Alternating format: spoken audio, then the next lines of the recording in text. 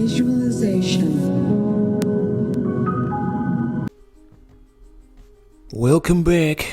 Gallagher may no longer be with us. He passed away in between the recordings of episode 1 and 2, but the spirit of the 80s lives on. We gotta play Atari games to honor his memory. So yeah, here's Ninja Golf. You think that's a painting, or did they find an actual Asian man to dress up in a ninja costume and put on a golf course? Not a whole lot of pictures in this instruction manual. My simple, underdeveloped, shriveled up brain likes pictures. That's the best way to understand things. Okay, let's play some ninja golf already. This is what the people came here for. So yeah, you might have noticed that the sound on the 7800 kinda sucks ass. There's a reason for that. Let me tell you something, you damn dirty rotten kids. Let me tell you a history lesson about the Atari 7800. You see, in order to achieve backwards compatibility with the 2600, the 7800 needed a specific part that generated the sound in the 2600. So going from the 5200 to the 7800, the sound essentially went back a generation instead of forward. Atari just had a whole bunch of wacky shit going on behind the scenes, didn't they? You fucking clowns. Clowns. Okay, second putt, whatever they call it in golf, I don't know. I don't know nothing about golf. I was always too uncoordinated for any kind of sport, really. Okay, I think we can get this in 3 strokes. Cross your fingers, everybody. You know, maybe I could have gotten into golf as a young man. I think it would have been good for me. My younger brother's into golf, and everybody likes him. They like him a heck of a lot more than me. That's probably not just because of the golf, though. That's probably because he's not a weird autistic man who gets frightened when people look him directly in the eye. But golf would have been good for me. I regress. What's the word I'm looking for? I could have been like Tiger Woods. Tiger Woods is a nice, honorable man who cheats on his wife and crashes his car into trees and gets drunk at parties and starts punching people and waits for people to get into his car and then takes off when they're grabbing the handle so they get dragged and fakes his own death by creating a dummy of himself and pushing it over a river, or over a waterfall rather, so that he can get out of going to his nephew's birthday. And he authorized a break-in at the Watergate Hotel, and he wears a big catcher's mitt with knives on it and shows up in people's dreams, and he had a breakdown at the Laugh Factory that one time, and he pointed a big laser gun at Alderaan, and he tried to dress up as a kid so that he could steal a cheese wheel from Laszlo, and he rented the wrong movie at Hollywood Video, and he did something with the... Yeah, Tiger Woods did all of that shit. Believe me, it's true.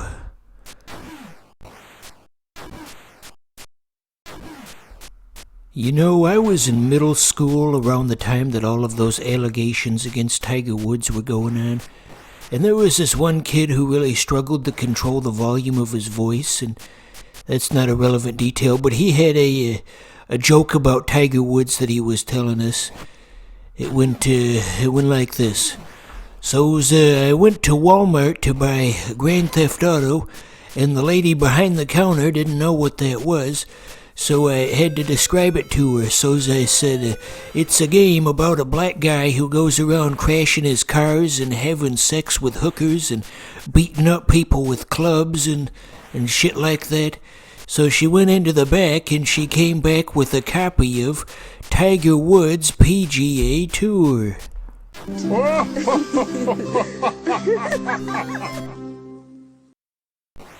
Everyone's standards for what was considered humorous were a bit different back then. One could argue perhaps they were a bit better than now, when nowadays comedy is just like this sort of a pseudo-intellectual highbrow, like political satire where everybody's trying to be a less funny version of Bill Maher.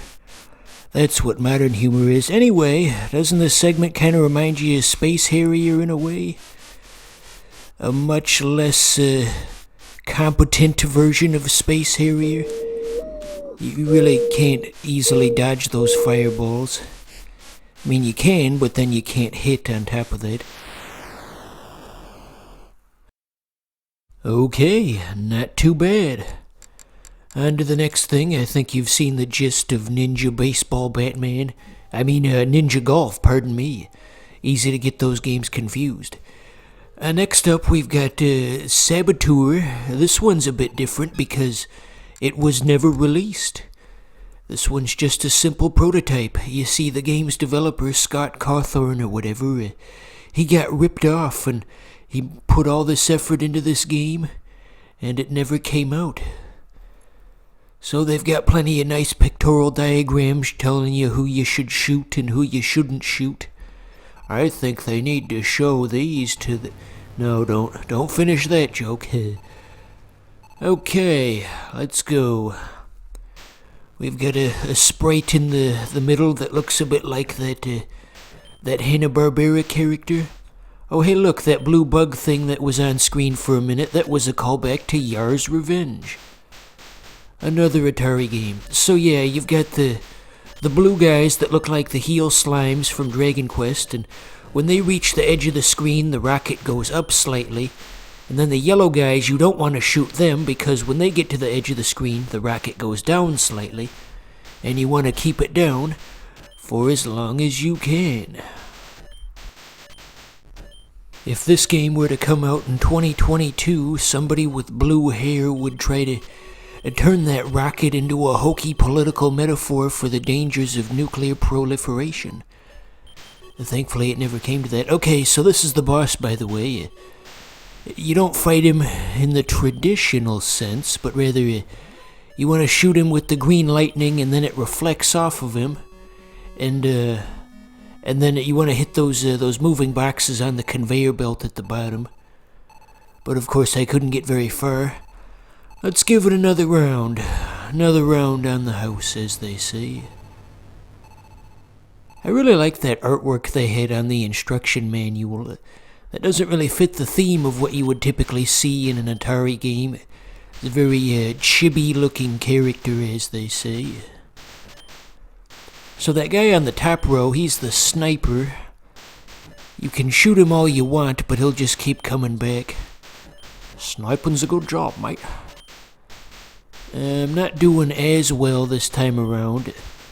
Starting to see why this game never got released. In some ways, it doesn't even feel winnable.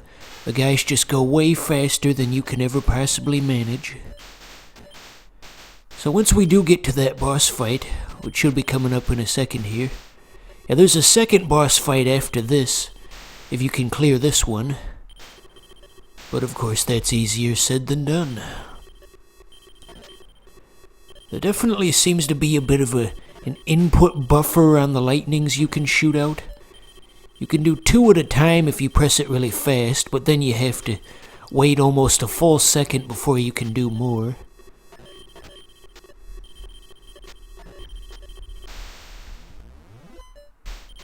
So there's all kinds of crazy lore and backstory to all of this. It sounds like something you'd hear in like a fake sci-fi movie and on a TV show that a kid's watching, and oh, you gotta save the Gorfons. And okay, I still didn't get it that time, but I got a little closer, but I don't think more attempts are really gonna help us here.